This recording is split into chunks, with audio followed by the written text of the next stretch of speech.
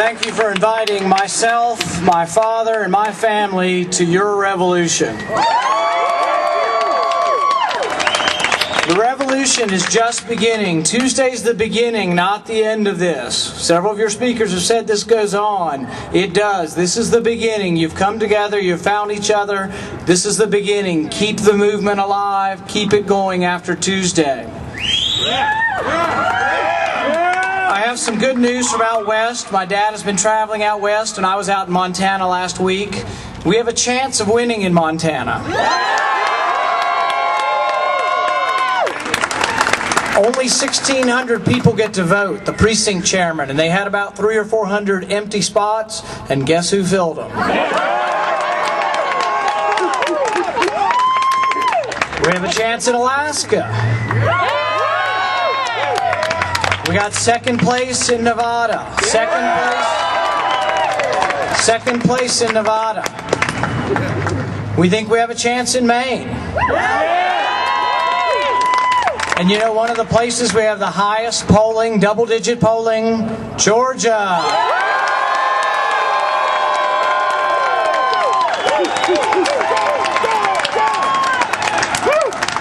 My family made me promise one thing when I went on the road, and that was that I wouldn't sing. But I did enjoy the song. It's a great song, and I do have a lyric that it's been in my brain for a while. It's a lyric from Rush.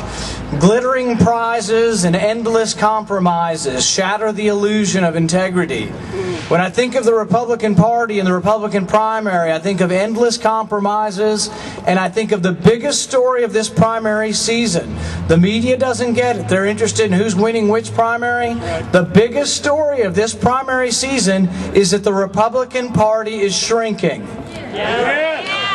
And they haven't always looked like they want you in their party.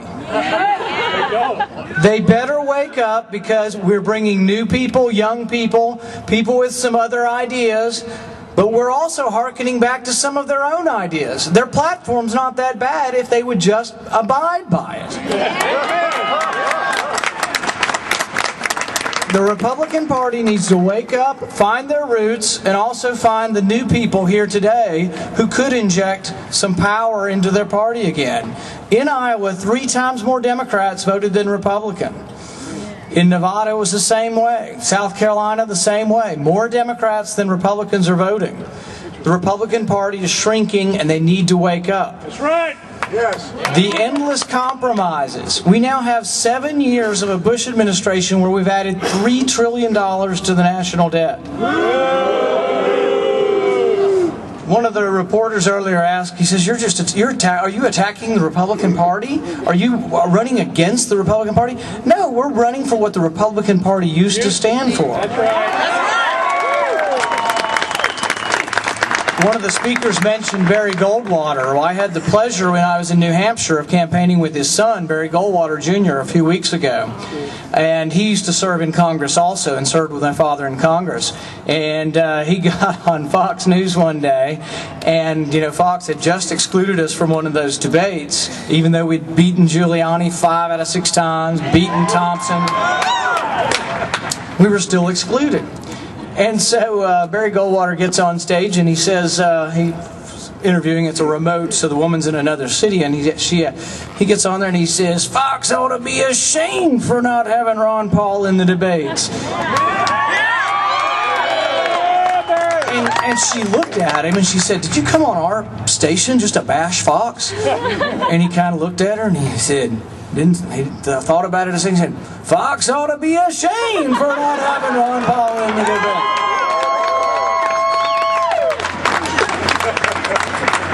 In 1821, John Quincy Adams spoke in front of the House. He was the Secretary of the State at that time.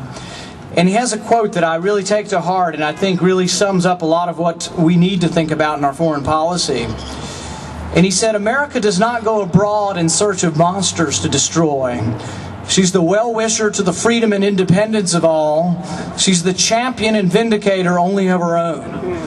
She will recommend to the general cause by the countenance of her voice and the benign sympathy of her example. But she well knows that when she becomes enlisted under banners other than her own, she will become involved beyond the powers of extrication.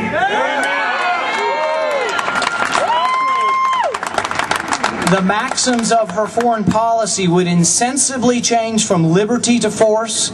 She might well become the dictatress of the world.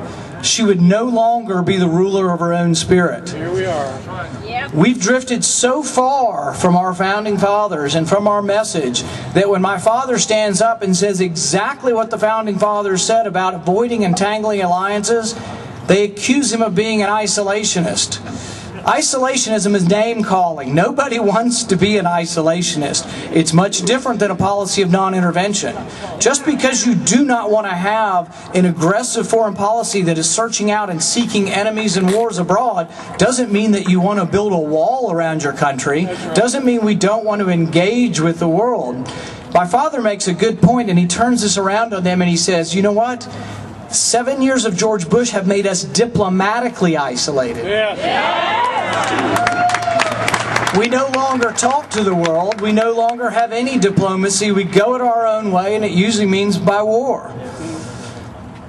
It is dangerous, and our founding fathers knew it was dangerous, to let power gravitate to the executive.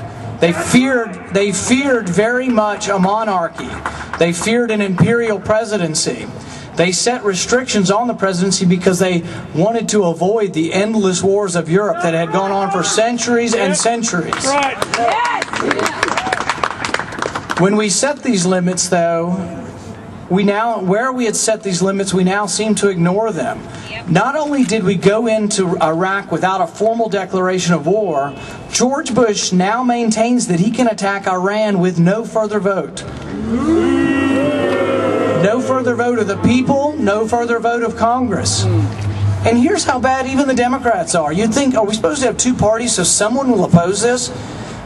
Hillary Clinton says she might begin bringing troops home in 2013 in her second term. Well, I sure hope she doesn't get a first term, much less a second term.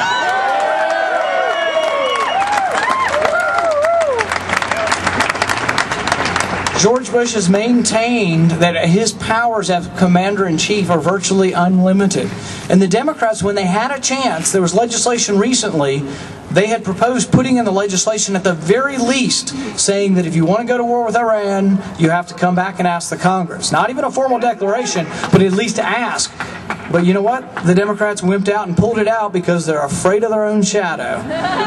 They're afraid of being accused of being unpatriotic. Why do you think they call something the Patriot Act? Because if you oppose it, they'll call you unpatriotic.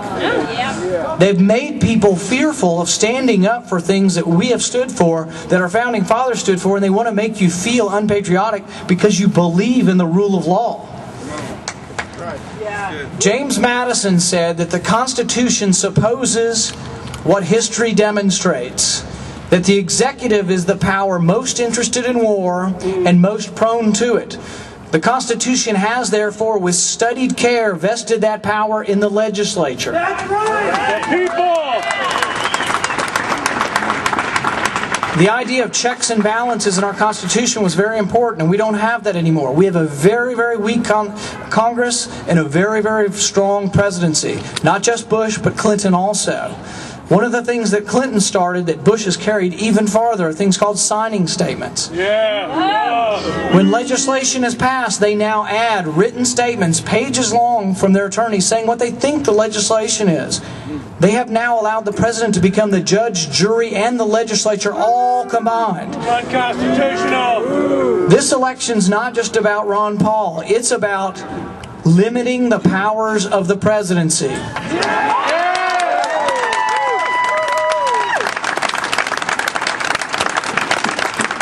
It's about bringing our Constitution back. It's about letting them know that a balanced budget is not something just on a matter for statistical analysis on a balance sheet. What happens to you when you have $500 billion deficits is there's a direct link between those deficits and the price you pay for milk in the grocery store.